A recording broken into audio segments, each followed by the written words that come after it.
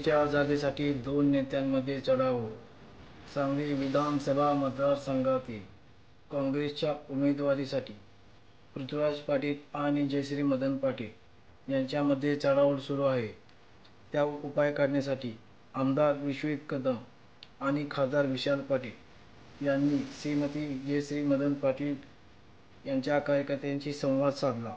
तेव्हा कार्यकर्ते म्हणाले, यंदा जयश्रीताईंचाच हक्क आहे, अशी काँग्रेसचे कार्यकर्त्यांनी भूमिका व्यक्त केली. विश्वजित कदम म्हणाले, सांगली विधानसभेसाठी निवडणूक एकाने लढावी आणि आगामी विधान परिषद निवडणुकीत दुसऱ्याला संधी दिली जावी, असे कदम यांनी मत व्यक्त केले. दोन्ही नेत्यांनी वाद टाळून एकमताने निवडणुकीला सामोरे जावे, असे आवाहन विश्वजित कदम आणि विशाल पाटील यांनी केले.